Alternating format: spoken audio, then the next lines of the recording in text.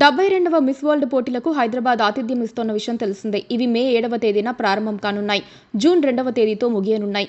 ఈ పోటీలలో ప్రపంచవ్యాప్తంగా 120 దేశాల నుంచి అందాల భామలు పాల్గొననున్నారు. ఈ క్రమంలో మిస్ వరల్డ్ పోటీల నిర్వహణకు హైదరాబాద్ సర్వాంగ సుందరంగా ముస్తాబయ్యింది.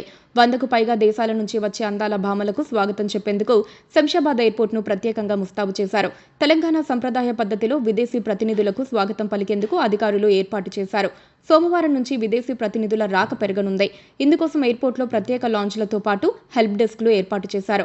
తెలంగాణ పర్యాటక ప్రాంతాలు ప్రత్యేక చిహ్నాలతో కూడిన స్వాగత తోరణాలు ఏర్పాటు చేశారు. అడుగడుగునా తెలంగాణ జరూర్ ఆనా నినాదాలు వినిపించేలా పర్యాటక శాఖ అధికారులు ఏర్పాట్లు చేశారు. మిస్ వరల్డ్ పోటీల్లో పాల్గొనేందుకు వివిధ దేశాలకు చెందిన అందాల భామలు ఇప్పటికే హైదరాబాద్ చేరుకుంటున్నారు. శంషాబాద్ విమానాశ్రయం చేరుకున్న సుందరీమణులకు టూరిజం శాఖ అధికారులు సంప్రదాయ పద్ధతిలో స్వాగతం పలుకుతున్నారు. ఆదివారం Miss Brazil Jessica Scanduzzi Pedrosa, Miss South Africa Joalize Johnson van రెన్స్బర్గ్తో పాటు 90 మంది పోటీదారులు హైదరాబాద్ చేరుకున్నట్లు నిర్వాహకులు తెలిపారు. సోమవారం మరికొందరు పోటీదారులు వచ్చే అవకాశం ఉంది. అందగత్తెలు ఎయిర్పోర్ట్కు చేరుకోవడంతో ఆ ప్రాంగణమంతా సందడిగా మారింది. అనంతరం వారిని ఆయా హోటళ్లకు తరలించారు. కాగా శంషాబాద్ ఎయిర్పోర్ట్లో అతిథులకు సమాచారం ఇచ్చేందుకు ప్రత్యేకంగా హెల్ప్ డెస్క్ను టూరిజం శాఖ అందుబాటులోకి తెచ్చింది. అయితే పాకిస్తాన్ దేశం నుంచి అందాల భామలు పాల్గొన్నారనే ఓ చర్చ నడుస్తోంది.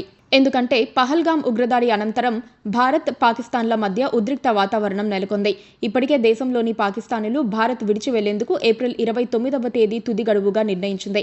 ఇరు దేశాల మధ్య ఉద్రిక్తతల నడుమ హైదరాబాద్లో జరిగే మిస్ వరల్డ్ పోటీలకు పాకిస్తానీ అందాల భామలు పాల్గొనే అవకాశం లేదు. Please subscribe to KTV Telugu. KTV Telugu.